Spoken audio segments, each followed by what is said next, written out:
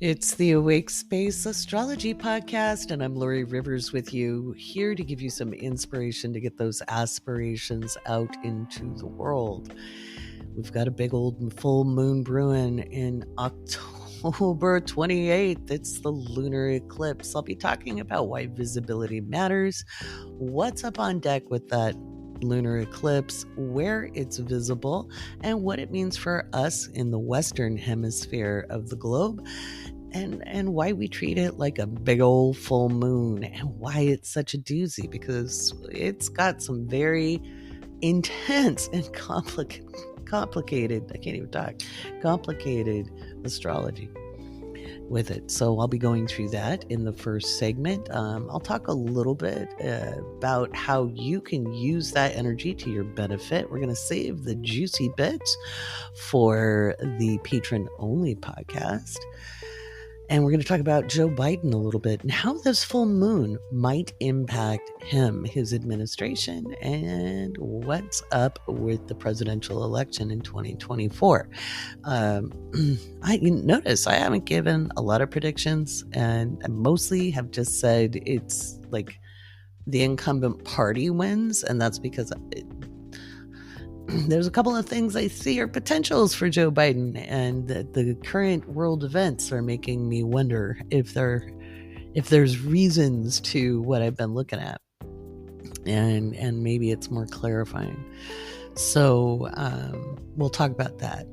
I don't have any guests today, but I'm really glad you enjoyed my daughter and I last episode. I've got so much great feedback from that. Obviously, I'm back in the studio, and very soon I will be in studio with her when we do our podcast, which won't be astrology specific. We're going to kind of have everything on there. You can't really have me and not have some kind of astrology, but there's a lot more to this old girl. So I'm looking forward to that. I'll let you know when we're getting ready to release. Got the card decks. I showed the website to the people who showed up with to Coffee with Laurie in the Discord today. I gave a sneak peek of what the card of the day oracle is going to be like on the website. So that was fun. It's crazy intense times, my friend, and it's going to continue to be crazy and intense for pretty much through the end of the year. Maybe not as intense as October, but there's different flavors of that intensity. Now, that doesn't mean you can't do anything. It really doesn't. It doesn't mean you can't do anything about that. There's certain things you can't really stop, but you still can take some action, and I'll be talking about that on the podcast as well. I'll do some astrology Q&A from patrons, and again, we have the patron only podcast where I'm going to go through the full moon nitty gritty and how to really specifically use that energy for your chart, and talk about how to find where that 5 degrees of Taurus is in your natal chart. All right, let's get on with the show, shall we?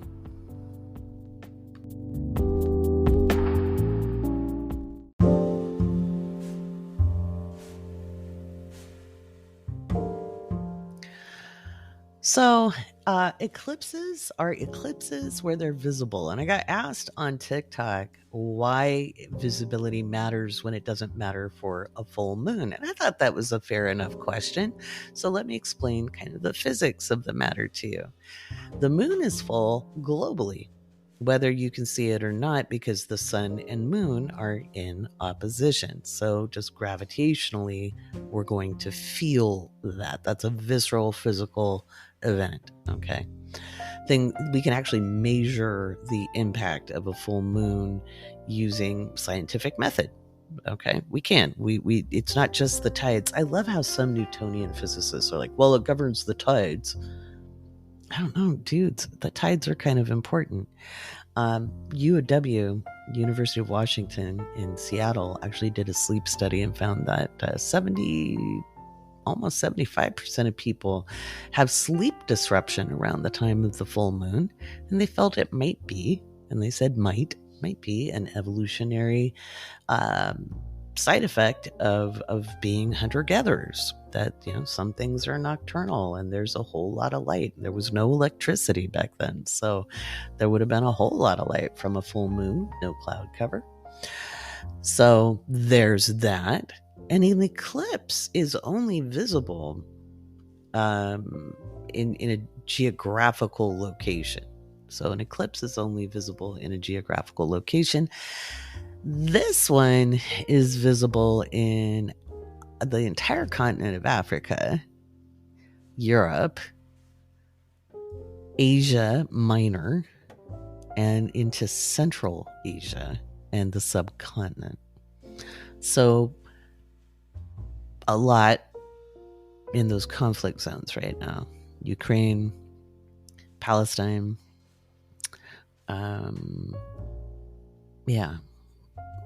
it's going to be interesting. The whole of the Middle East. And I'm afraid it's probably going to escalate. When I look at the news, and remember, I'm a political analyst, I specialized in the Middle East, and hands down, we've had the worst foreign policy really since 9/11. We declared war on non-governmental entities, okay? Whether it was Al-Qaeda or ISIS or Hamas or whatever. As much as they may do horrific things, they're not sovereign states, okay?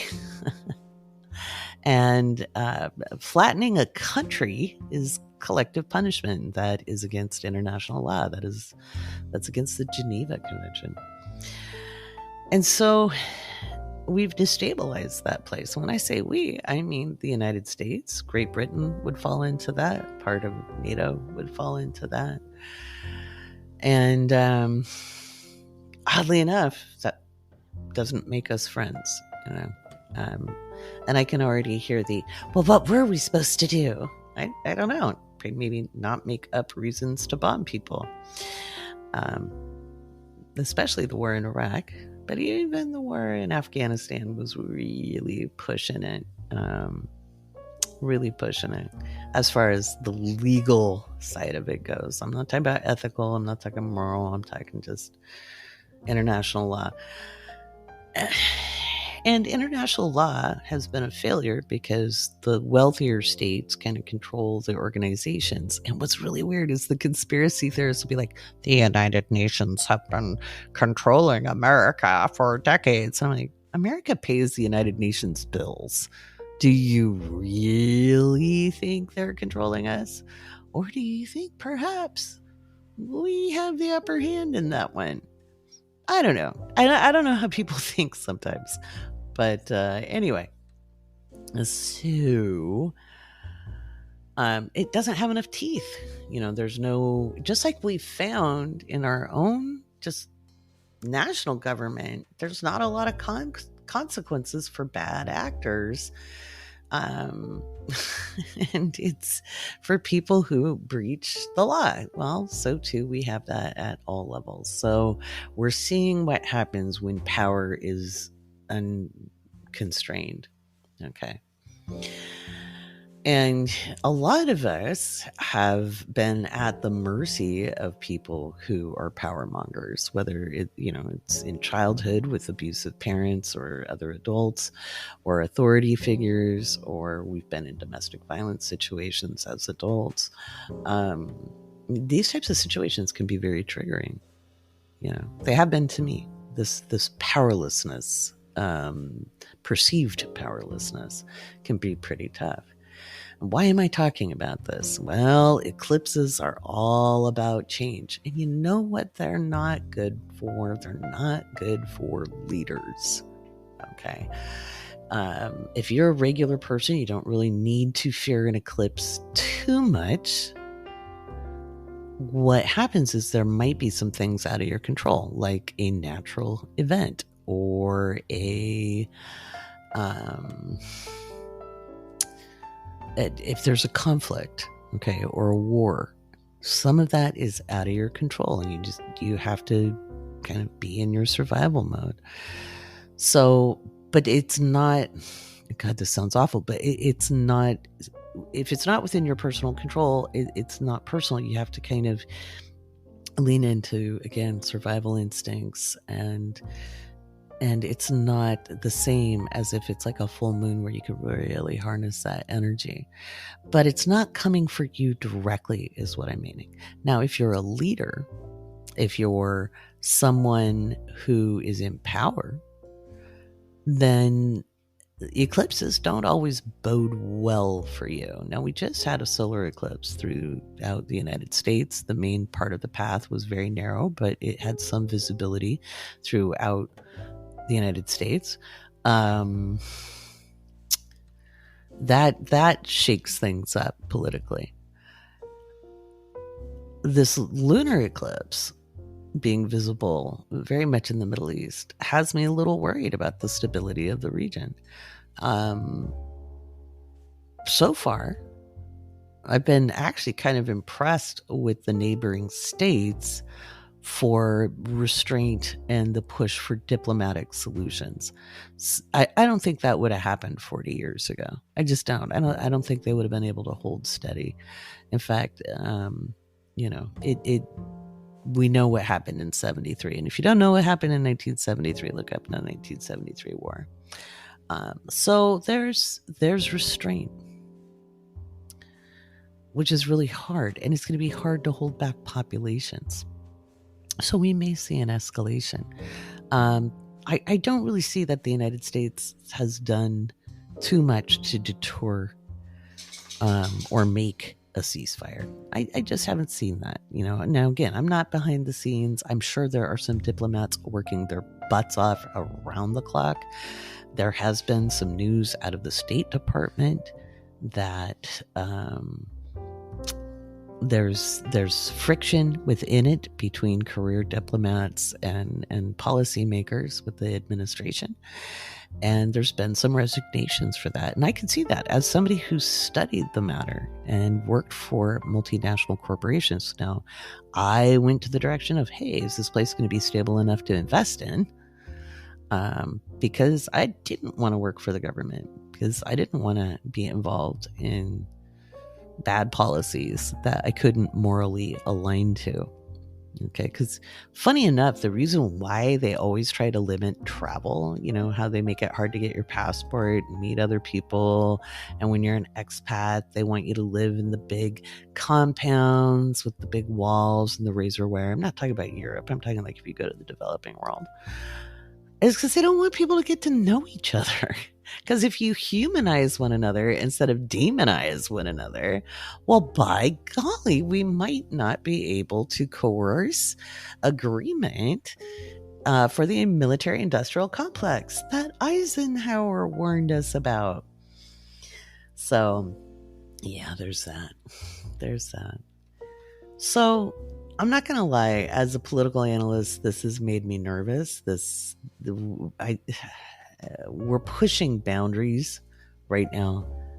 We're pushing boundaries that are concerning. And anyway, so on a personal level, like if you're like, should I be worried? I'm like, well, worrying doesn't tend to help. Ask me how I know. It just makes you lose sleep and productivity. However, I would be very aware it is going to be very volatile on the day of the full moon. Okay, it's going to be very volatile.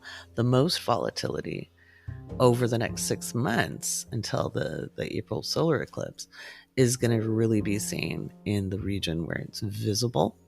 Okay, which is the Eastern Hemisphere. Most of it, like I said, Europe, Africa, Central Asia, the Near East, the Middle East, into Southern Central Asia, into the Indian subcontinent, kind of, and just touching East Asia, just barely. Yeah, it's going to be a lot. Okay. Is it the end of the world? No, it isn't. Are a lot of people going to suffer? They already are. You have now become aware of it. They have been suffering. And it is hard to watch a genocide before our eyes. It is. They're not asking people to be experts. They're not asking us to do anything except remember them. I understand enough Arabic to understand what the mothers are screaming and the fathers are screaming and the children are screaming. I understand about 1 out of every 5 words, and often when it's kids, I understand them very well because my Arabic is more like a little kid's Arabic.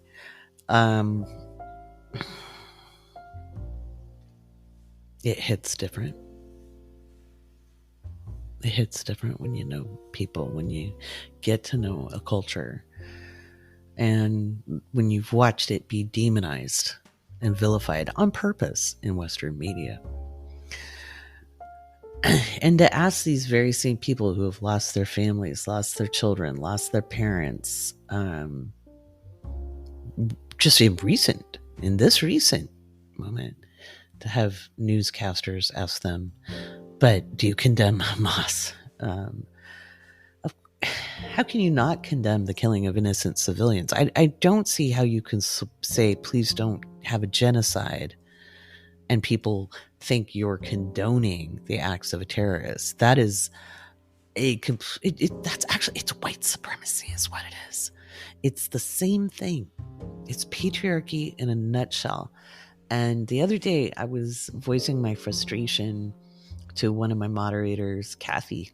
Sometimes we have early morning coffee and chat on voice chat. And I was like, what the hell don't people get about woke astrology? That's my website, wokeastrology.com, and the Awake Space.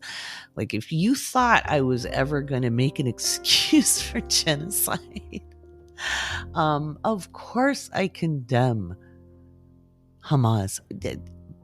And yet there's no context given. That didn't happen.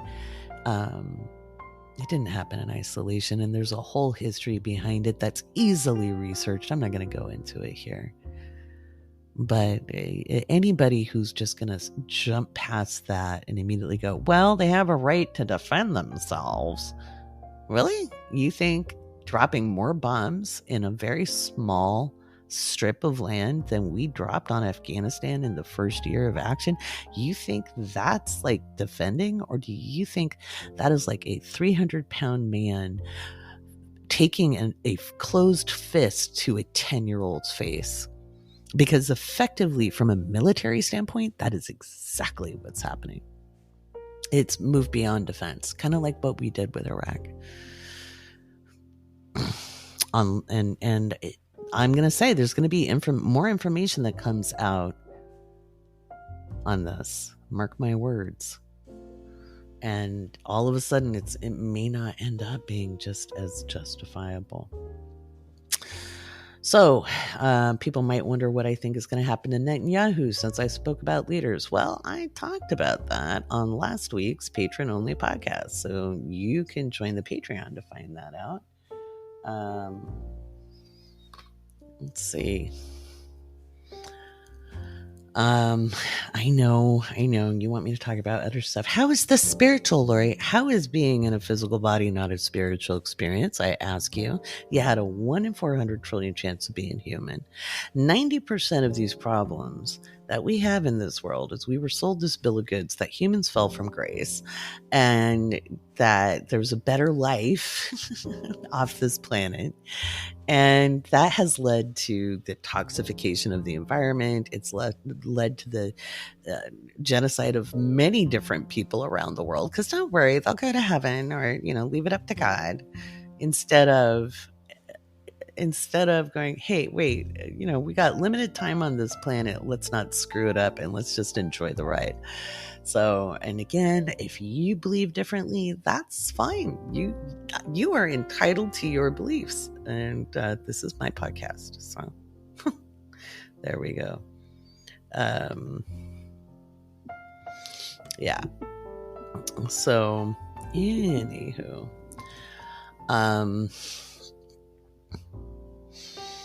it's probably not going to work in Netanyahu's long-term favor. And I'm wondering what this full moon is going to do. But I'll talk about that on the Patron only podcast, because if I'm going to get trolled, I'm going to get paid. And I've said enough to get me trolled here already. Haven't I? No, to be an intellectual. Watch, I'm going to get some voice message or something. You think you're so smart?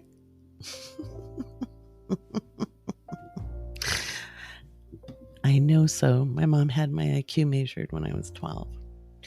But 156 at 12. I don't know what it is now.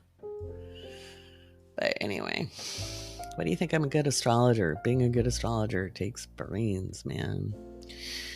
Okay, so what does this full moon mean for you? Now, I know I have listeners in 68 countries. So if you live where it's visible, in your culture, I don't know, but in a lot of cultures all over the world, it's considered not a good idea to be outside during an eclipse. It's a lunar eclipse, so you're not going to burn your retinas if you go out and you look at it. I kind of stick with that tradition, mostly because I'm like, wow, my friend, she's a Chinese astrologer, says the same thing as me, a Western tropical astrologer. Maybe there's something to it that we don't know. So it's only a couple of minutes. It's a good idea if you want to stay inside for it. If there are tensions where you're at, if there's political tensions of any kind, it doesn't, there might be arguments, there might be, I don't know, mayhem, so just be cautious. I'll talk about that more here coming up. It's going to be a little bit wild.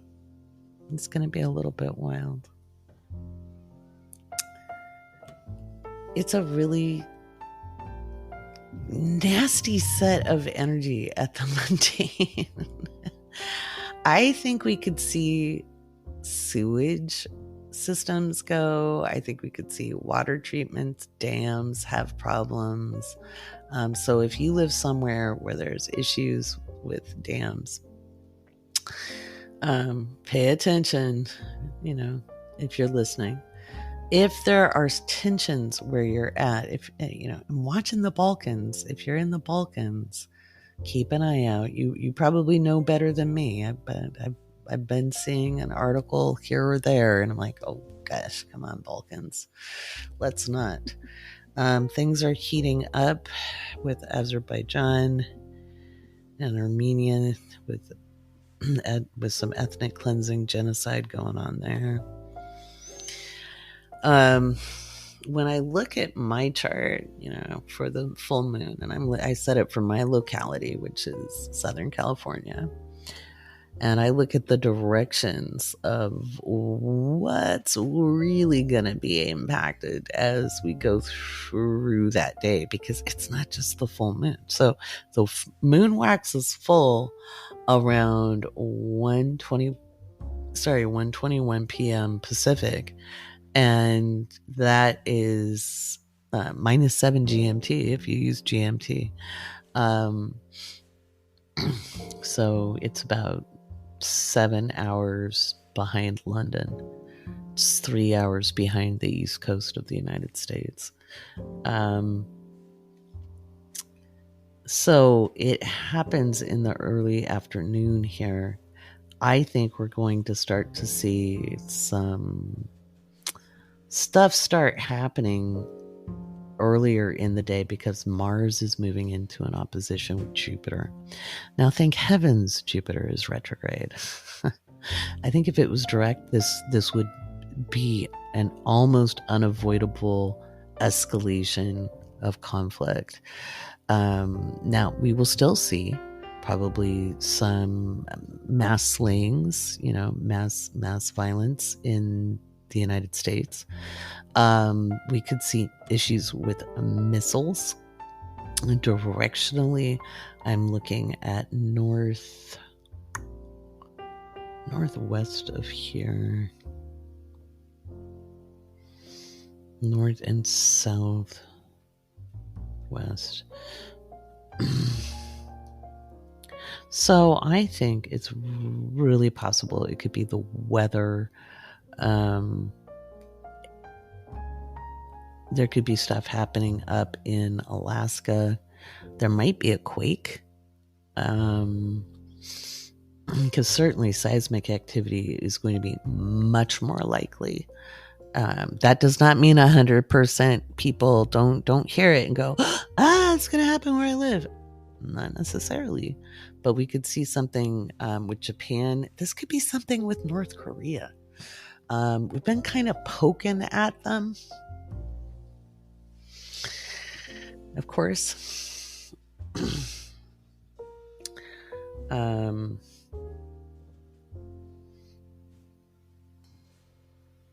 Yeah, so it's very, very volatile. What's very interesting, Venus is in a sextile with Mars and is trine Jupiter with Mars in opposition. And I'm wondering, and so is Uranus. And my thought is this could be financial markets as well. We could see a stock market crash. They already paused trading on the London stock market last Friday, for 80 minutes. And that means it's going, they were just like, whoa, this is going nowhere good. Let's pause trading. We could see more events like that. 121 would be really close to when the stock market gets close to closing here in the States too. So that's a potential. This could be news out of Intel, Microsoft, Nvidia as well. There could be internet outages. We could hear about more banking, and we could have news released as well that upends the narrative. So propaganda could be exposed. We could have the release of information.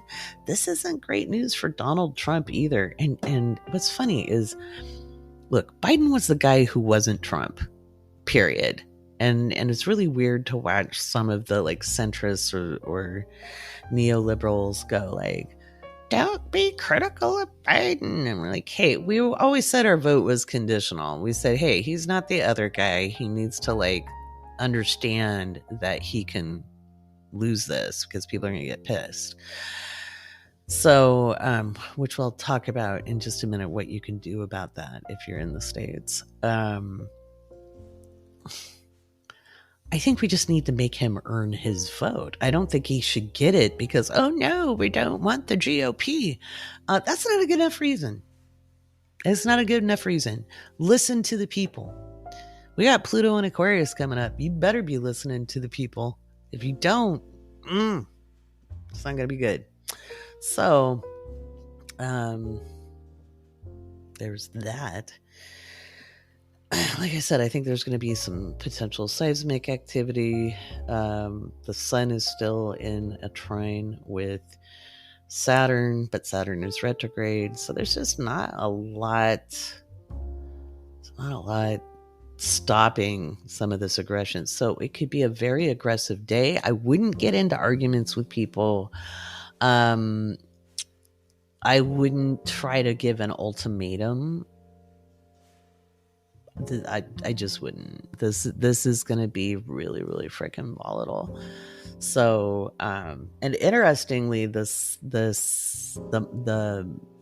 Mars and Mercury conjunct opposite Jupiter, that all impacts Biden's natal Mars. So again, I'll talk about that a little bit in the next segment, and on the Patron only podcast I'll go into more detail, because again, if I'm going to get trolled, I'm going to get paid.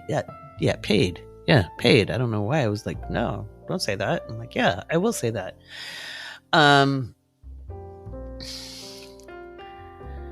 I think it's time we really stepped up and got involved in our community. That's something my daughter and I've talked a lot about, is like, we need to get back to lobbying. When she was a little girl, I used to take her to lobby at the Washington State Capitol.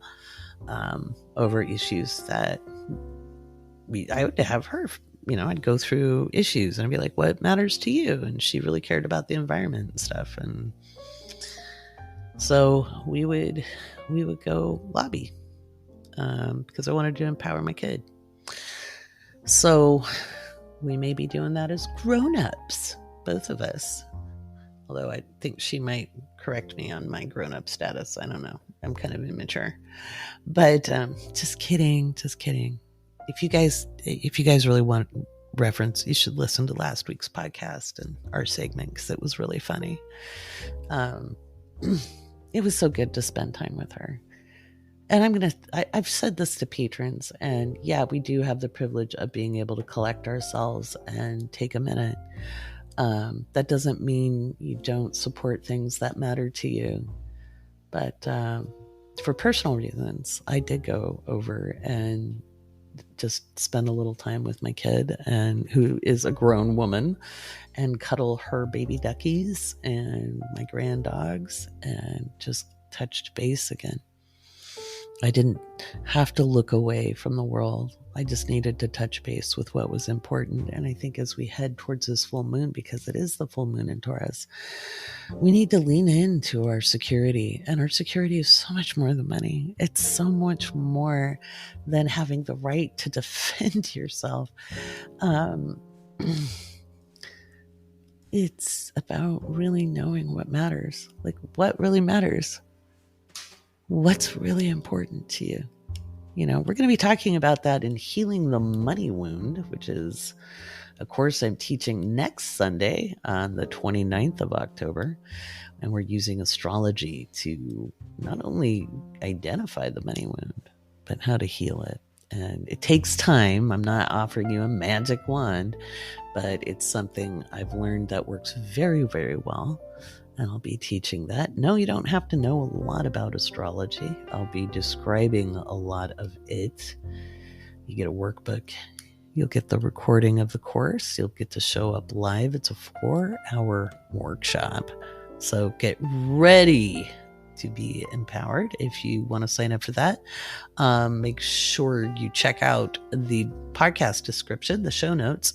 If you are a patron, you get a very special discount on that depending on your tier. Those are linked up in the Crunch Report. All right, I'm going to take a little break. Then we're going to come back, talk a little bit more about how you could use this full moon energy to your advantage.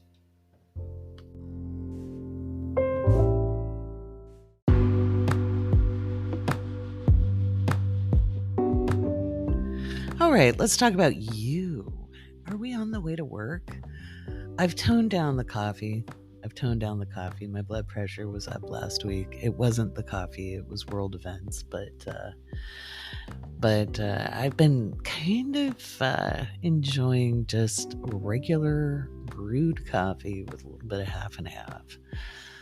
Sitting at about 16 ounces. That I sip for many hours. That's the thing. I don't guzzle my coffee down. I drink it throughout the day. So that's what we're doing right now. Are we folding laundry? What are we doing? Did we find perfect parking yet? Did I help you do that? Because if you're still driving and you have to look for parking, I'm remarkably good at finding the good spots. It's a little knack. It's a little part of my mojo. So let's talk about that full moon and how you can use the energy. Now that I've creeped you out entirely about world events. So let's take a look at this from a human angle, from a personal angle. This is a very intense energy, period. However, it's reformative energy. It's transformative energy. It's purposeful energy. It is strategic energy. And it is amazing energy to make a difference. So, you got to look at where Scorpio and Taurus are in your astrology chart. And if you don't know where to find that in your astrology chart, I have some handy dandy information in the Patreon. Patrons get really great resources. $5 and up. I've closed the pod support tier because people can just join now as an audience member and catch any of the free stuff. So $5 and up gets you a bunch of resources. They come out in every Crunch Report, and there's a ton of them. They're not meant to be just like read once. They're references, folks.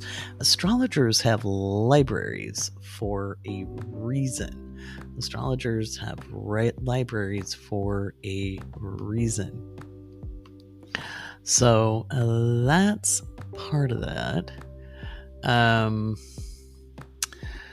So $5 and up gets you a whole bunch of resources. And if you can't afford to be a patron, you can still join as an audience member. You can just subscribe to the Patreon just to get the free content. I've been writing some stories there. Not a lot in the last week, I'm not going to lie. I was hit by my own, by transits. Oh man, I cannot wait till Pluto is out of Capricorn. I tell you, I have had enough of that crap. So the full moon, which the moon is always full when it is opposite the sun. So the sun is in Scorpio, the moon is in Taurus. So it is the Taurus full moon. It is only an eclipse where it's visible. You can consider it kind of like a full moon on steroids. And the interesting thing about this is that Mercury and Mars are in opposition to Jupiter. So Mercury and Mars are conjunct. On a personal level, this is a great time to turn your focus and attention to forward strategy. Forward moving strategy. This is time to rework plans. So if you have a 5-year plan, which honestly I think is ridiculous because we kind of have a bumpy ride for the next 5 years and lots of change, lots of transitions. So I think it's pretty good to have a nice short-term plan of 3 months, 6 months, and a year. Okay, I wouldn't plan out a whole lot longer than that. Not because anything bad's going to happen, but because we're all going to have to pivot a whole hell of a lot. A whole hell of a lot. Super wild. Okay, super wild. So we've got that going. So you want to look at like maybe the next 6 months. And be like, okay, where do I want to be in 6 months? And this doesn't, I think a lot of times when we make plans, we only think about career or, I want to meet somebody or whatever. Where do you want to be in your personal growth?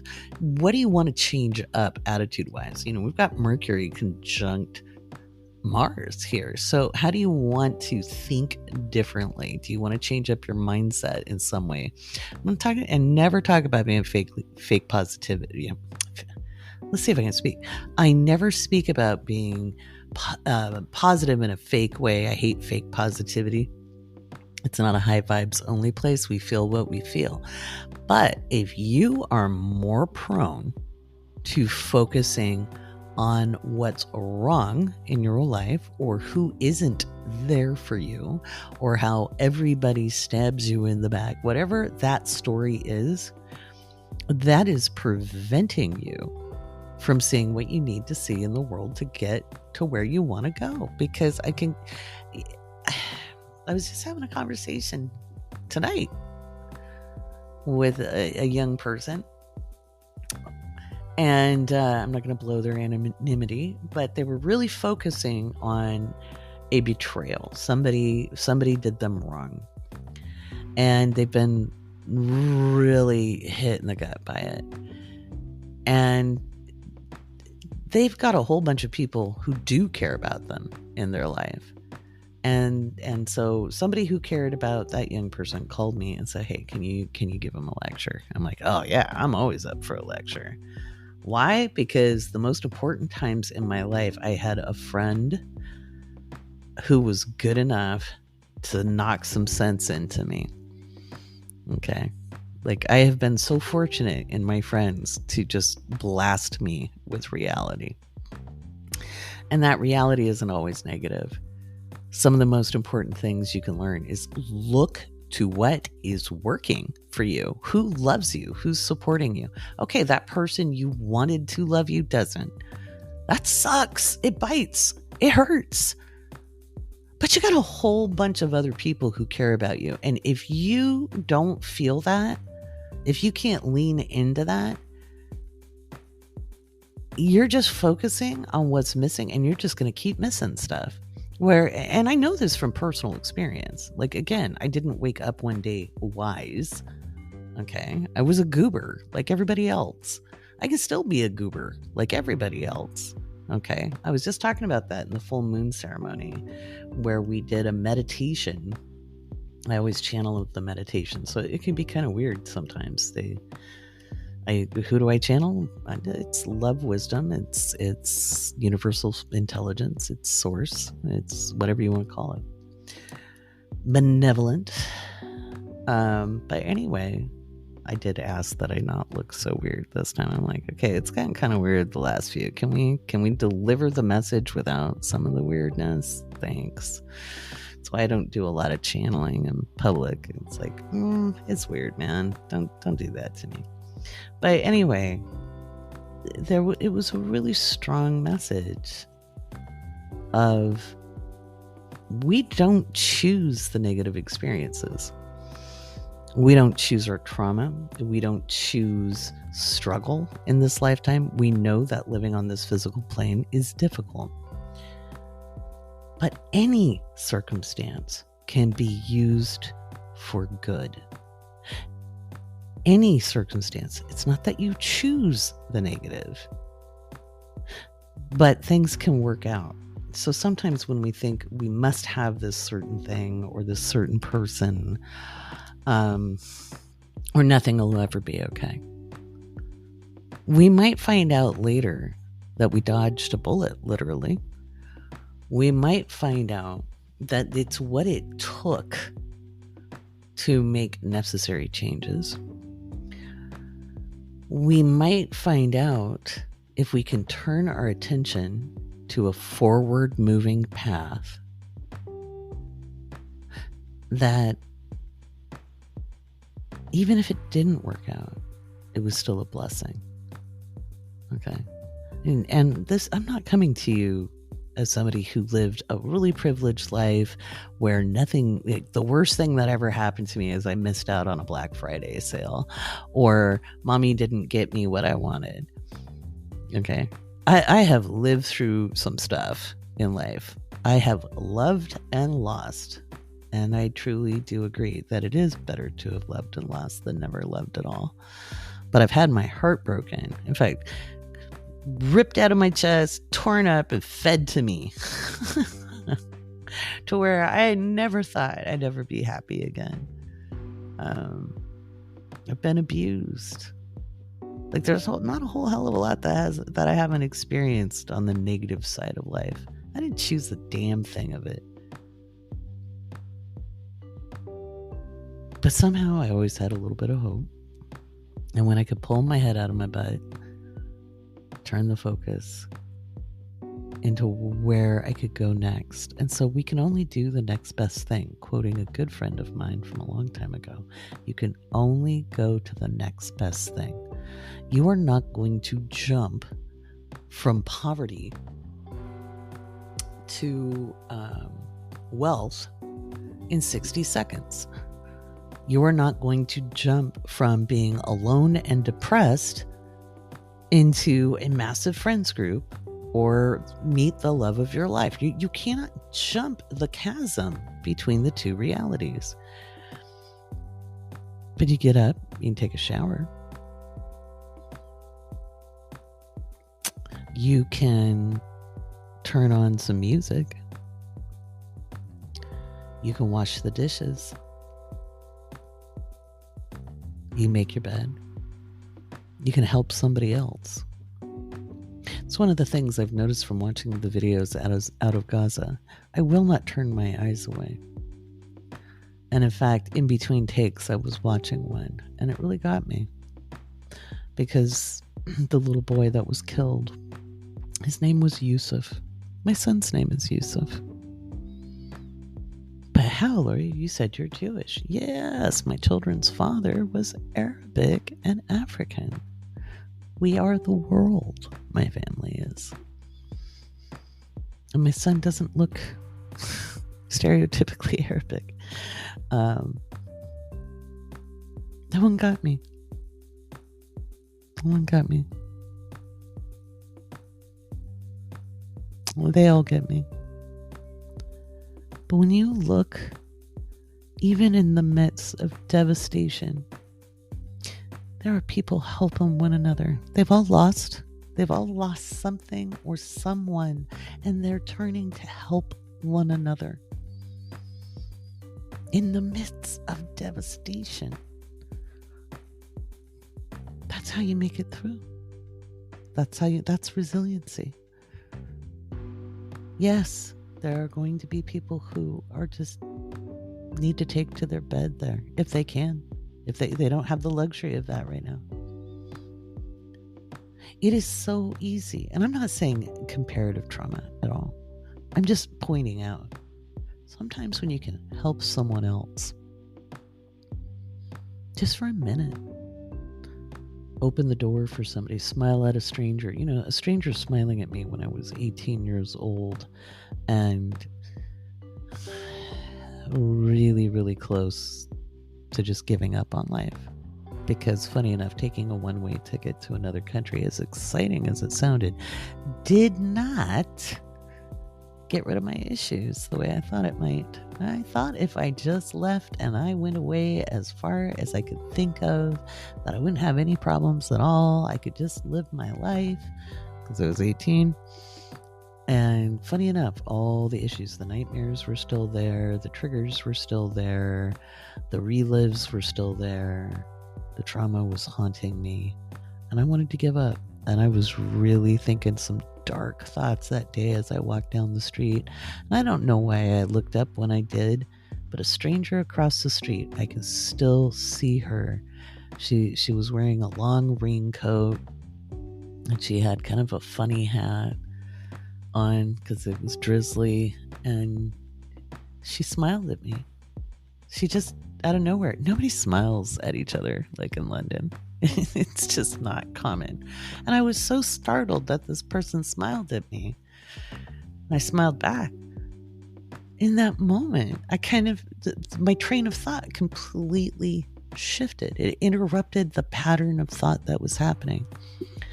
That woman has no idea she saved my life that day. No idea, because that brief shocking, because it was truly shocking. Most people just keep their eyes ahead, or they're looking down, or you didn't have people going, hello, how are you? Not really. And it was enough of a shake and a startle that it shifted my attention. It was the universe's way of saying squirrel. So I'm not saying that you can't have your feelings. Absolutely. But in this energy, you don't want to get dragged down to the depths. You don't. This is the time that if you hit the deep, like if you sink in the pool, you get your feet up under you and you just push like hell and you break through to the surface. It's going to be intense throughout the rest of this month. Because we have the full moon building. So this week, building up to the full moon, we have Mars moving into the opposition. That's it. We're going to see and hear some devastating things. And we're also going to see some information come out that is, people are going to try to refute it, but there's going to be some proof. So I'm not going to tell you what it is. Just know there's some information coming out. And it's not just Brittany's book. We talked about that at Coffee with Laurie. They asked me to do Brittany's chart, and I agreed to look at it. I'll talk about it maybe in the patron-only forecast, patron-only podcast, because when I look at Brittany's chart, I just see somebody who has been completely abused and manipulated and taken advantage of her entire life. And so I've made it kind of a policy. I'm not going to do her chart in public and profit off that, but I'll give it to patrons. I know I've got some Brittany fans.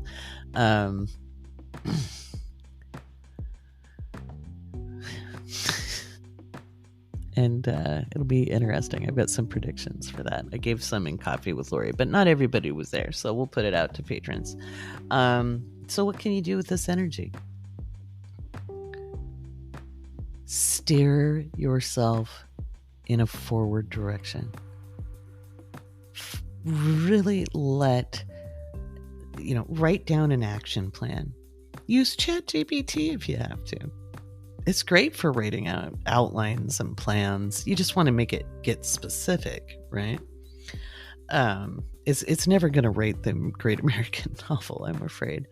It's not going to replace human creativity. I don't care what the experts say. I just don't see that happening. Not without ripping off every other writer's work. But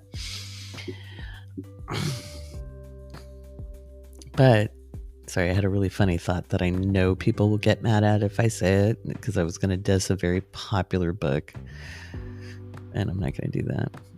I draw the line there. But anyway, I'm not talking astrology books. It was a fiction book I was thinking of, but I'm like, if that book could be out in the world, But anyway, write out an outline of what you can do in the next 6 months. Don't sit with what you can't do. Sit with what you can do. Take an inventory of your skill sets. Take a look at, what resource. This is stuff that's in the mystery school, by the way. Okay. It's in the mystery school. And I realize now that I'm going to have to frickin' show up and lead these meetings with my limited time because people aren't showing up. This self-study isn't going to teach you shit. And I'm just going to say it right now. It just gives you information. It does not teach you how to apply it. That's why there's a group structure. We've got some diehards who do show up for meetings, so don't. But that information isn't just meant to be intellectual. These processes worked for many people that I tested things on. But everybody wants the leader. I'm trying to teach people how to lead themselves, but maybe too soon, Laurie. So we're gonna step in. So I'll get. Sometimes I might just do it once a month, and you guys can do your weekly meetings. It's really important to make that time. The curriculum's fully designed to be done that way. But if we're going to break our conditioning and our social programs, it's going to take time. It's a marathon, not a race.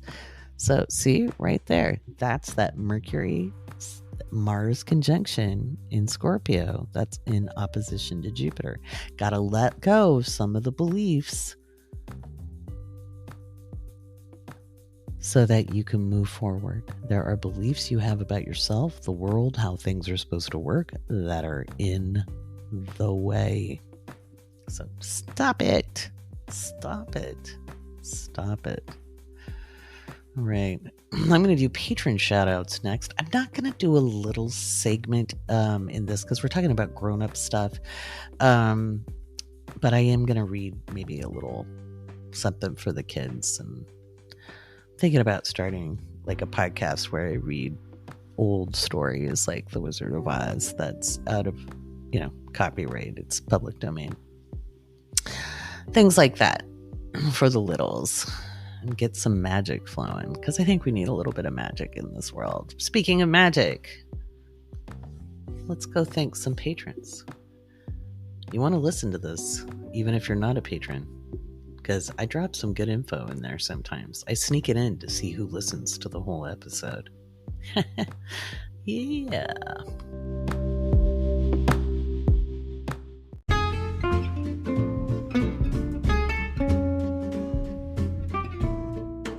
All right, we have a whole bunch of new patrons. You know the music. Here we go.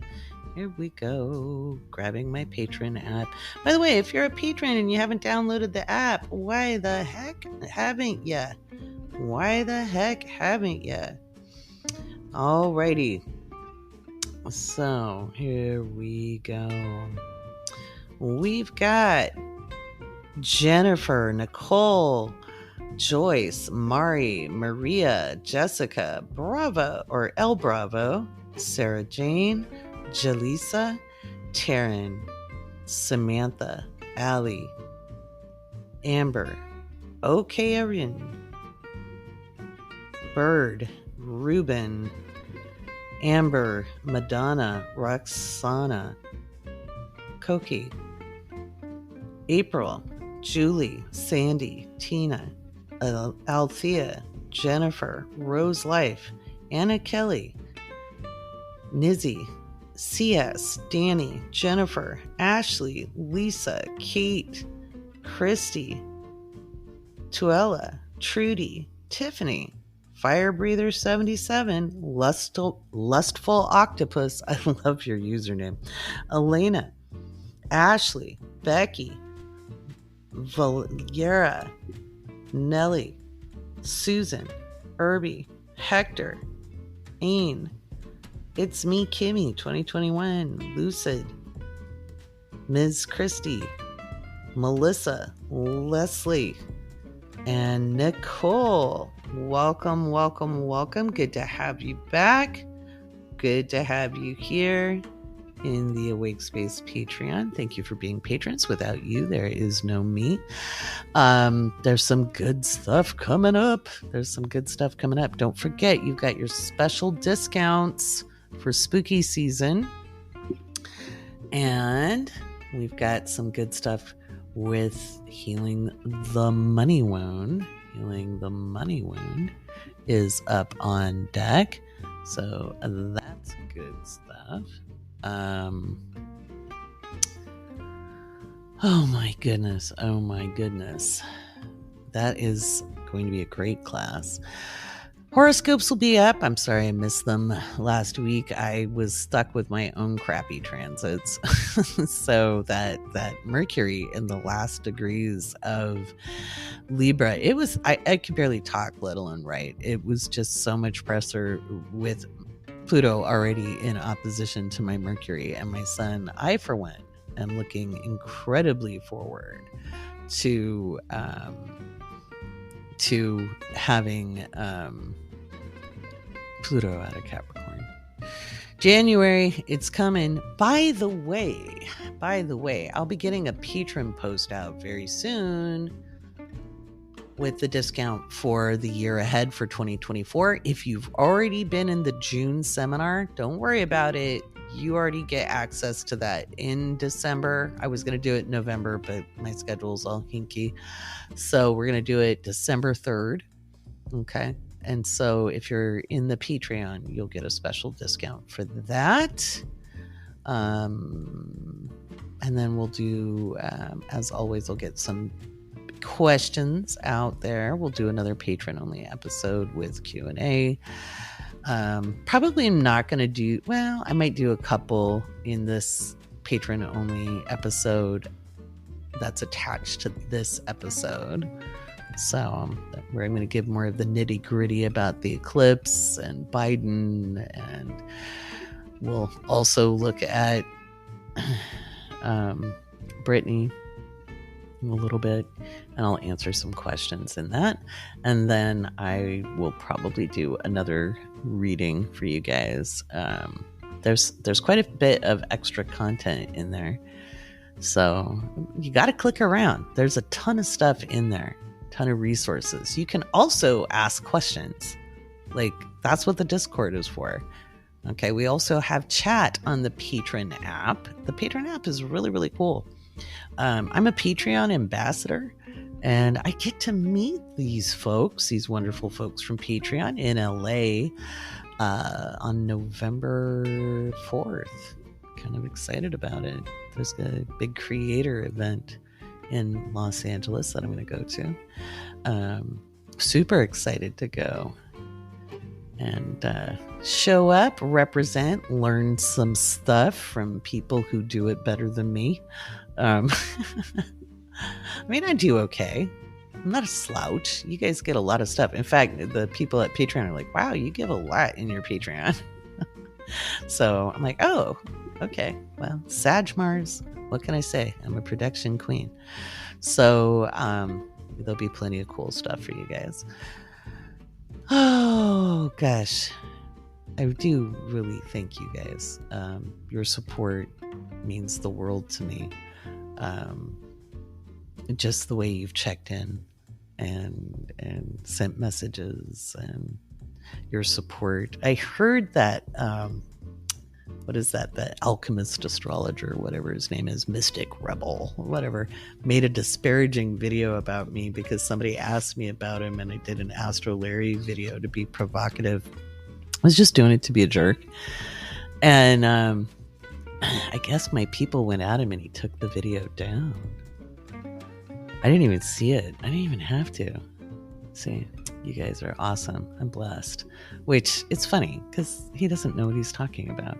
He acts like he's invented something, that astrology and alchemy go together, when, hello, the current astrological symbols that we use are alchemical symbols. They are not the ancient symbols. They're not. They are not. The only symbols that are really, really old that we use are the sun and the moon. Everything else came in the 16th century. And it's fine. It's a good notation. Things evolve, but I'm sorry, he doesn't read books. So they seem confusing. I've seen some of his videos. I go lurk sometimes, but that was funny. I'm inaccurate. I'm like, whatever. I'm sure you think you're bright because you have a wee-wee. People like him are too easy. They're just too easy to wind up. But anyway, I want to thank all of you for your support, and I will continue giving you the very best practical information I can. I know when I talk about stuff, a lot of times people don't understand that I am talking about the astrology. When I'm telling you about the political events, the weather events, things going on, that's me explaining the astrology. I'm not going to teach that in those Patreon tiers at those levels. That's 30 years of acquired knowledge, and I do teach classes, but I will get you moving and growing and answering your astrology questions, right? I do that for sure. But this is practice and acquired knowledge over almost 30 years of daily. This is not like I don't, my phone is full of thousands of screenshots of astrology charts, and those aren't client charts. That's on my laptop. This is constant, daily, every hour of every day that I am awake. I have been doing astrology since the 90s. The hundreds of books that I have read. And no, I'm not going to recommend a whole bunch because not all of those books were good. You have to sift and sort. That's why I've been creating material. So speaking of material, I'm working on almost done with the workbook that goes with healing the money wound. I'm very excited for some of these exercises where we're able to do some practical application alongside the astrological knowledge, because again, knowledge is not power unless you use it. So thank you, my patrons. I love you very much. Keep it up in the Discord. Ask questions. You can always tag me. Just at me. You can at me. I'll respond to things when I see them. I may miss your question if you just put it into like a thread. You have to tag me if you want to get my attention. And I will gladly take a look. And I might say, hey, that's a good question for the podcast. And so you can go fill out the form. Speaking of, I think it is time for some astrology Q&A. I think it's time for some astrology Q&A. I really do. I think we need to do that. Alrighty.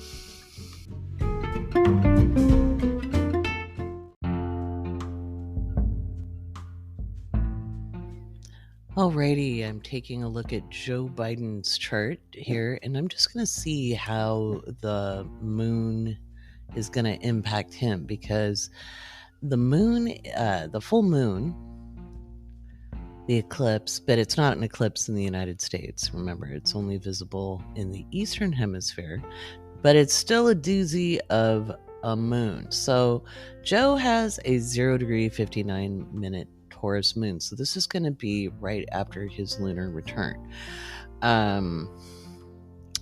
This is hitting right on his part of fortune, and Mars is in opposition. Now, there are those who'd be like, oh, he'll have really good luck with this. Given the energy of that day, I don't know that the full moon is all that great for him. I'm going to talk about this a little bit in more detail in the Patron only podcast, but his Mars is at 12 degrees. So this is right before his Mars return. So I'll take a look at that in the Patron only podcast as well. So this is a very significant time period. Now, one of the things I think that's really interesting, when I've looked at the presidential, or actually just election day itself, just election day, it's a weird chart. And I've said I believe that the incumbent party will win for the executive office. I haven't been convinced it's going to be Joe Biden. And I looked out at his transits and his progressed chart. This is a couple months back. And again, I was like, well, is he going to live? I mean, it sounds morbid, but he's not a young man. I have older parents myself. They're not as old as him, but they're close. And health stuff is a real deal. And I believe he's had quite a few health challenges over the past year, and actually last 2 years, beyond the COVID exposure, which COVID can exacerbate quite a bit. Of course, he has good health care. That'd be nice. I don't know that he fares well in this eclipse, lunar full moon. And if you listen to last week's Patron only podcast, I talked about Netanyahu's chart in there as well. I don't even think he's going to do too well in this. That Taurus moon doesn't help him in the digging in and not listening to people. There's a big shakeup at the State Department, and it's rumored, and this is from like normal press articles, AP, Reuters, CNN, CBS, NBC, ABC. So just mainstream media have been reporting that his own administration is having a hard time talking to him on this topic. And that Taurus moon can be very, very stubborn. And he's got a Scorpio Mars, which is very, very stubborn. Now, it is in the 11th house. It applies to the 12th. He's got a bunch of placements in that 12th house. He's got his Sun, Mercury, and Venus there, all in Scorpio. So with Mars moving through, and with the transits of Jupiter and Uranus in Taurus, and there, what's his 6th house? It's 13 degrees. Yeah, this full moon, it's at 5 degrees. It's on his point of fortune. I don't know, he's got Uranus in that 6th house. Jupiter has tucked back into the 5th. I'm wondering if stuff with Hunter Biden is going to pop back up. I don't know. We'll see.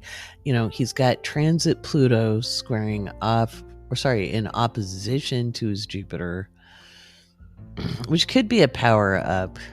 I don't know. He's got Saturn. He's got Saturn squaring off with his natal Uranus.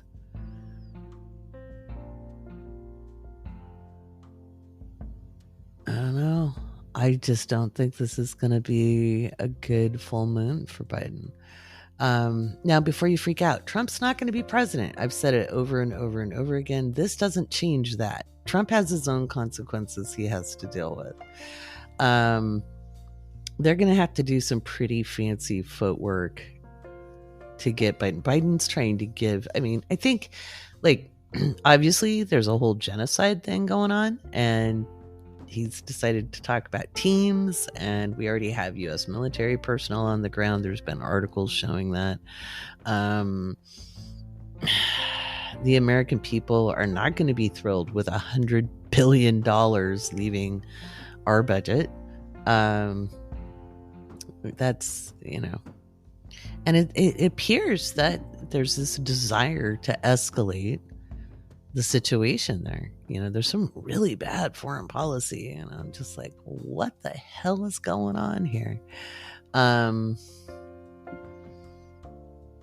don't know. I don't think this is going to look good for him. I think he might have some secrets exposed, or he might have a health crisis. I think it's entirely possible he has a health crisis, especially not maybe on that day, but more like, well, it could be, but hours after, maybe in the evening or the next day when that moon is moving closer in to that 6th house. I've been watching his health for quite a while, and it could be anywhere between the 28th and the 30th that he has a crisis of some kind. He will have a very hard time protecting himself from quote unquote enemies. Now, I've talked about Trump being a sneaky guy with the 12th, 8th house. Well, Biden's got a whole lot of 12th house as well. He's got his sun, Mercury, and Venus, which means he kind of keeps his desires close to his chest. He's very strategic.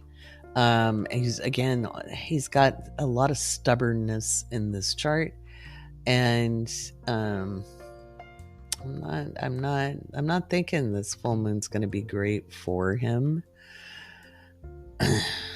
But we'll talk about that in a little more depth in the Patron only podcast. I'm going to do this on Zoom and not make it just audio. I'll show the charts that I'm pulling, give some examples for the Patron only podcast. So there we have it. I'm going to say this is not entirely favorable for Joe. And I'll give more details. I'll take a look at his progress chart, take a look at his lunar return, because this full moon happens right after his lunar return, and Mars is moving into its return for him as well. So I don't know. He's got Virgo hanging out in the 9th house, which, it's out of the square with Saturn. Really, diplomacy would serve him better, and working with the international community instead of kind of isolating us right now. That'd be great. Part of the political analyst in me going, oh, if only I spoke every thought I had in my head. You too would be going, oh no, don't do this. So, but anyway, I don't see it working out well for him. I'm almost wondering, and I'll talk again in the Patron only podcast, but I'm almost wondering if health concerns kind of pull him out, which that'll make it very interesting. I still think the Democrats have stronger candidates at this point. Trump's not going to win. Trump's going to have his own health issues. He's not going to win. So I don't think we have to worry about Trump being president. I feel very firm in that. because again, I'm just looking at individual people. I'm not looking at that. By the way, the people who were afraid, oh no, what about Nikki Haley? I don't have a birth time for her, but when I looked at her placements, she's not going to have the transits either. So don't worry, she'll be knocked out soon, actually. And certainly she wouldn't survive the fall of next year, because remember, Pluto's scooching back at 29 degrees of Capricorn between, I said the 19th on TikTok, it's actually like the 2nd of September through I believe the 23rd of November of 2024. So election season will be oh so special next year. But interesting times, my friends, interesting times. So there's Joe Biden. That's what I think. I'll give more details in the Patron only podcast.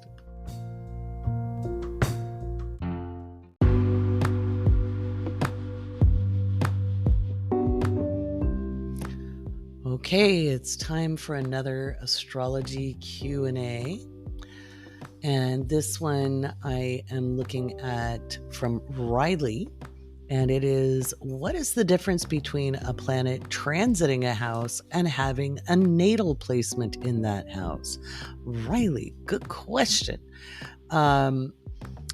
This is an important thing to understand. So we're going to use Riley's example. She has a Libra sun in the 12th, and that's her natal sun.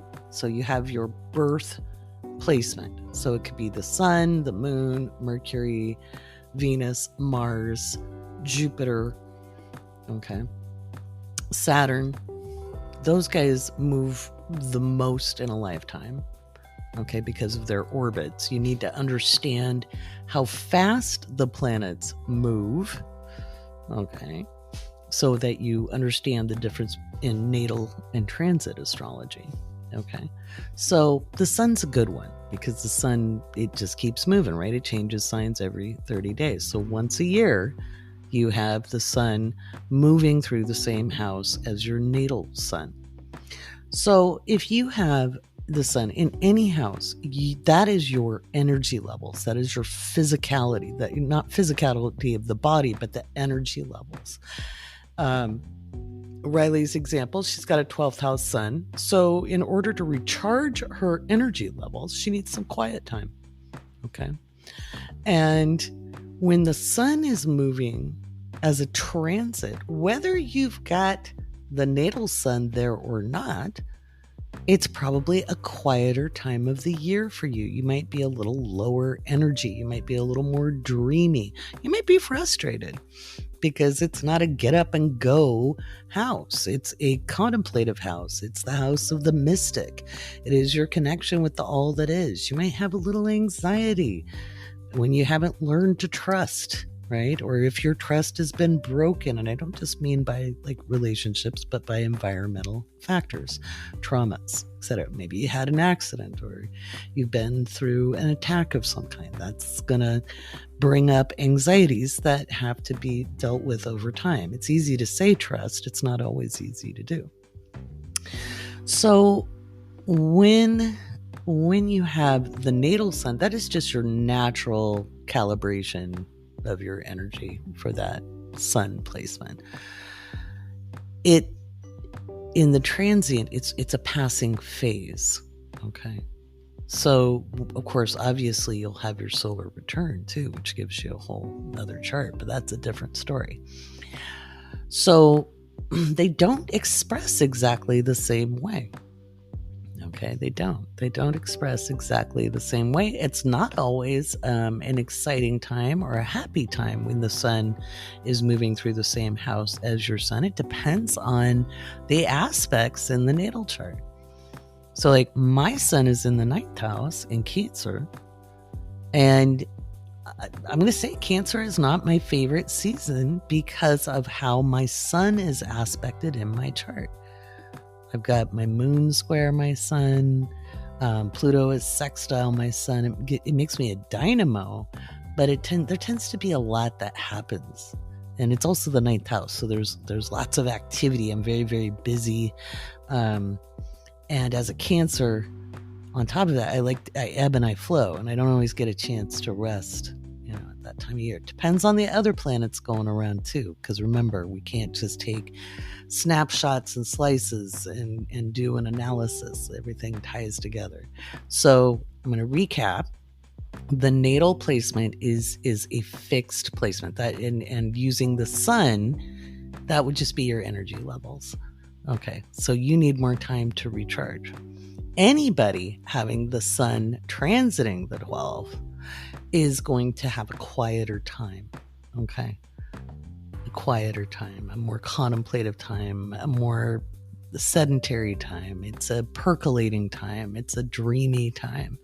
So, and it'll be the same regardless of if your sun is there. And if, depending on the other placements in your chart, that sun will be aspecting things. And aspecting, for people who are just getting started in astrology, means making a geometrical relationship. So those are the angles. And that, like when we say conjunction or sextile or square or opposition, trine, so I don't use quincunx too much. It's a minor aspect. So that was a good one. Let's see. I'm being good about deleting these. So let's see. Who's next?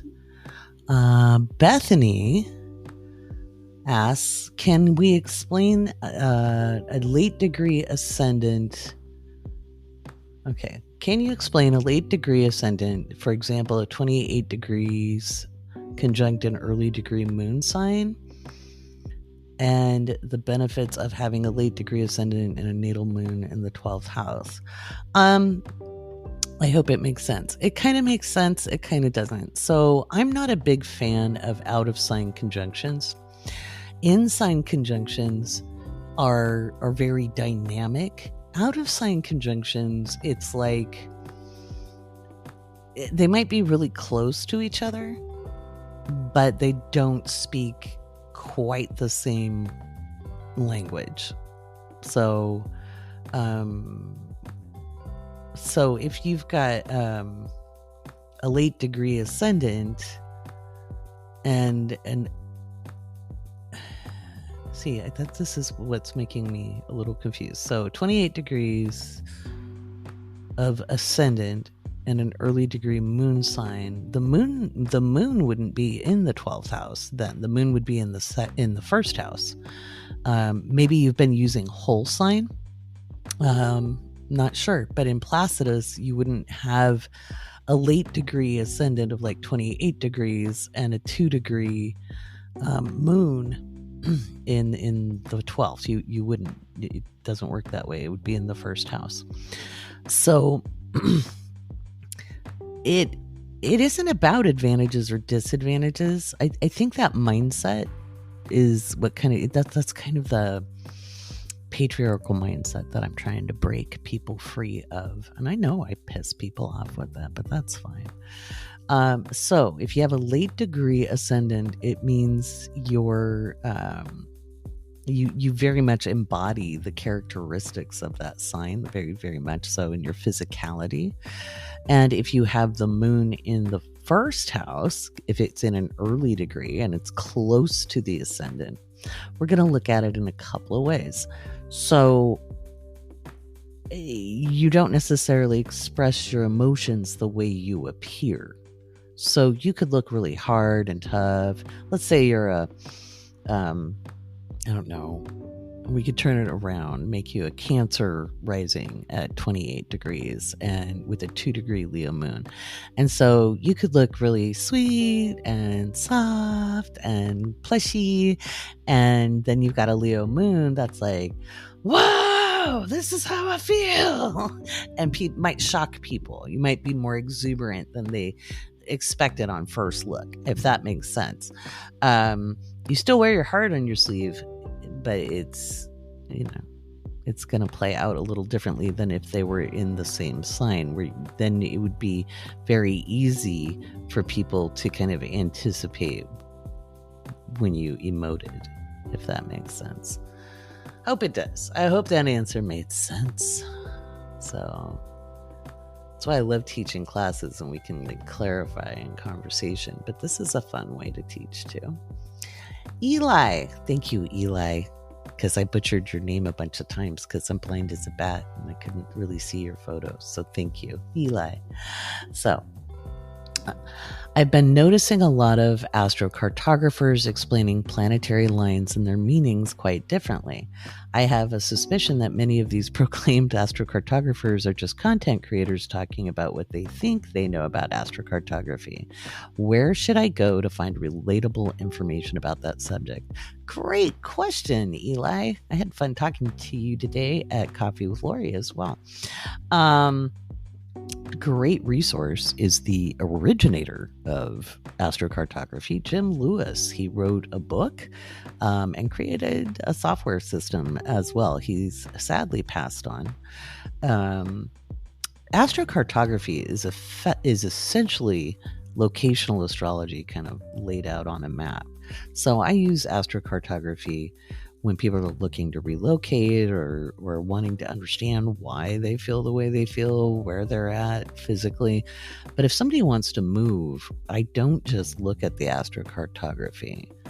I also relocate the chart because it changes the house systems. Now, I'm not talking about moving from one city to the next city down. I'm talking like if you're making a cross-country move, usually east to west, west to east makes the biggest changes.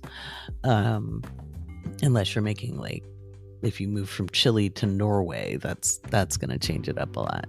And I became interested in locational astrology early on because one of the things I noticed before I became an astrologer, because I had traveled, was how I was different versions of myself in different places. I was always Laurie, but here in the United States, I am much more introverted. I'm far less social. I love community. I love people, but I'm just kind of a homebody. When I went to England after the first 3 months, because you should have to be somewhere for a while. This isn't just like on vacation, right? This is going somewhere and living there. So after the first 3 months, I became way more social, way more gregarious. I was out a lot. I was hardly ever home. It was unless I was like completely broke and I couldn't go out because I was a young college student. And then when I was in another part of the world, I was even more social, like socialite social. Like it girl social type, which was totally out of character for me. And so when I got to astrology, I was like, okay, what's with that? Is there something to that? Because I behave very differently. I deal with things very differently when I'm in this one spot versus this other spot. And sure enough, with locational astrology, if you're somewhere for more than 3 to 6 months, it's really, you can't, again, it's not just vacay, right? But then it also bears out in astrocartography. But a lot of times all they're looking at is a basic set of lines. They're not looking at midpoints. They're not looking at the aspects. So it's often funny in my readings, I'll do an astro and people are like, well, that's not what I saw on a video. And I'm like, yeah, okay, but this is how it's done. So, so yeah, Jim Lewis's book on astrocartography, it's great. It's a great resource. No. Stop, dogs. Sorry. Malcolm. That's some Malcolm barks. Those are free. Thank you, Inside Bark. Give it that one last one, buddy. Oh, goodness. I can't pause this video. I can't pause this recording. Hang on a second. Hey, no. All right. Sorry about that, guys. I covered the mic. Hopefully that helped. Maybe it made it worse. I don't know. Way to spoil a segment, buddy. Hey, Mr. Malcolm. There's a dog. Somebody's walking their dog late at night and it went off. It's like 1:25 in the morning. And I still have horoscopes to finish. And they will come out today, I promise. All right. That was a great question, Eli. Thank you. I'll get more questions out to everybody. This is from Alyssa. And it is, do we get particularly affected by a transit that matches our natal placements? For example, if we have the moon in Aries, will a Aries moon transits make us extra Aries? That's a good question. So what happens is just kind of like when I answered Riley's question about the difference between a natal transit or a natal placement and a transit. So first of all, whenever the moon comes back to the exact degree and minute it is in your birth chart, that's your lunar return, and that sets a divinatory chart. Okay. So yeah, it lets us know what the month is. So in like my year ahead readings, I look at the solar returns. That gives us the theme of the year. And I look at the lunar returns because that gives me a month by month, good look at the specifics of the themes of each month. So, alrighty. So with an Aries moon, that you'll just be more charged in that emotional space. So it doesn't make you extra Aries. Not really. You're just, the energy of the moon is much more sympathetic to your natal placement.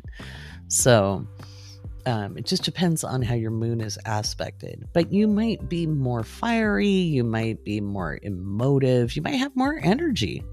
Depends on how your chart is laid out. Remember, it's not just one placement. It's how all the placements work together. But that's a good question. I love how all of these are kind of related. And I'm not so far behind anymore. This is great. Okay. Alrighty. Suzanne asks, why are some houses bigger than others? Well, it's the math. And houses show your relationship to that area of life, but they're all interconnected. They're not, again, it's not like they're more like rooms in a house. So if you look at your chart as your home, your life, and then each of the 12 houses is more like a room. Okay. So for those of you who've gotten to see sneak peeks of the map, or the playing board for the Call of Gaia, you'll notice it's a tree with many rooms, like a tree house. Because it's an easier way to understand the houses. Okay. So some are bigger than others. It depends. If you're born more, the closer you're born to the equator, the more equal those houses will be in size. The closer to the poles, the more wonky. You'll get like giant ones and skinny ones. And to be honest, you want to use the porphyry house system. To do the extreme latitudes. Okay. Placidus works up to a certain point. Then we have to switch over to porphyry if we're dealing with somebody born in Lapland or, close to Antarctica. So some houses are just bigger because of the math. It's based on the longitude and latitude. That's why we need to know the day and time you were born, plus the city, state, and country. Or the province and country, which honestly, all I need is your city and your country, or your state if you're from the States. My software will figure it out. But that's why it's the math. It's just the math. And it's that math, which is rather complex, that a lot of people had a problem with because, you can have interceptions, you can have, multiple signs in a house. You can have up to 3, sometimes 4 signs if somebody's born at extreme latitude. And that confused a lot of people. So they're like, nope, that's too hard. I'm going to go do this system that makes everything equal. It doesn't have to be hard. It's not always the easiest thing to explain. But I do explain a lot on my YouTube videos because I have beginning YouTube videos that you can walk through, and I talk about interceptions. I don't know that I really explain the math in it, but Jennifer is going to be picking up the teaching mantle next year, and she'll be teaching some of the math around astrology, which I'm excited. That's one of her special interests, and I am all about facilitating that. All right. Jessica asks, on the October 2nd podcast, you mentioned Mercury would be opposing Neptune and that you expected shipping issues because of this. I was thinking about Mercury and the nervous system in natal astrology, how those neurons deliver transport signals. Yeah. Does mundane Mercury similarly have to do with delivery and transport? Mercury in mundane does deal with transportation. Neptune also involved would be like shipping because of water, so they work hand in hand. Sailors have ceremonies dedicated to Neptune, so there's a lot to it. But yeah, in mundane, Mercury does have to do with, whenever I'm giving like driving, transportation, and I'll give an idea of what I think the transportation issue will be, I let you know. So, but good question, teacher's pet. I'll do one more and then we'll do a bunch more for the patrons. Let's see, what have I got here? Sometimes I read these and then I say,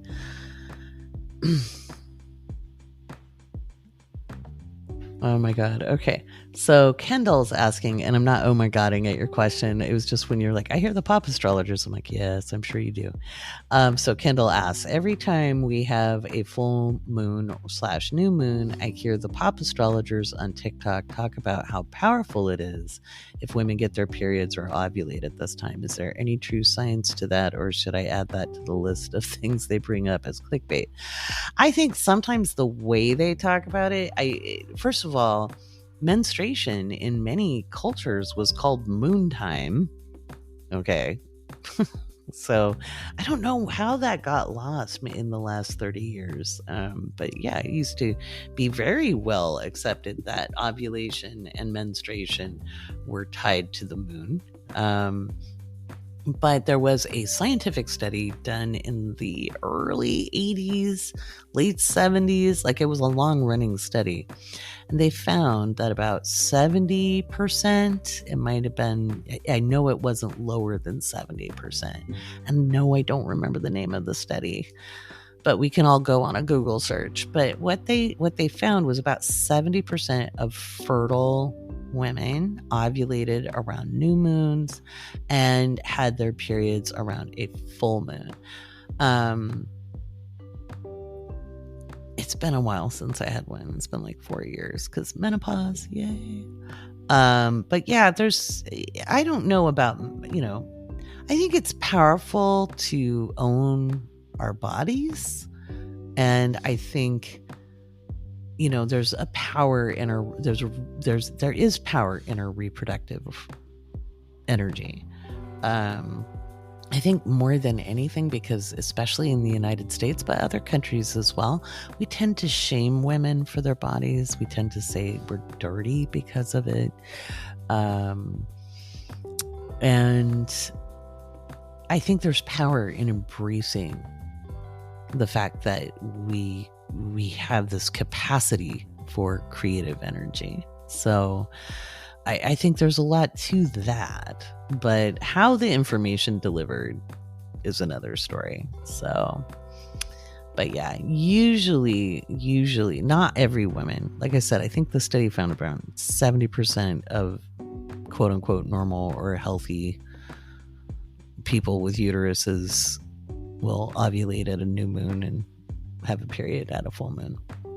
So I know like everybody has a different rhythm. Like I didn't ovulate at the same time as the book said you were supposed to. I think I did it like 2 days later, because I had trouble getting pregnant with my daughter. And so we looked at that. It wasn't horrendous. It's just I was following the rules, and the rules weren't made for this body. Once we got this rules figured out for this body, so you can pay attention to when you ovulate.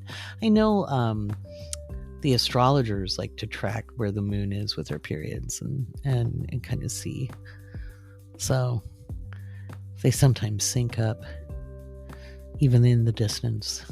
So I know, TMI, but I think it's important to be able to have these conversations without shame. And I think it's important for women to kind of pay attention to their bodies and feel good about their bodies. It's that whole shame thing is how we get oppressed. Good question. Oh, well, I should probably close this out. Except I'm going to answer Dawn's question. This is a really good question, Dawn. How can astrology benefit those with unknown birth times? So, first of all, and I haven't opened this up, I can rectify charts. I usually get within 10 minutes of a birth time if my questions that I ask get answered with accuracy. It helps if you have a family story. Now, I've had people go, what about no birthday? If you don't have a birthday, I absolutely cannot help you. If you have a birth date and a place, we can do it. It'll take longer without any family stories. So like I had one where they absolutely knew that the aunt left work early to get to the hospital to meet her niece. That was just absolutely certain. And I was like, that makes that easier.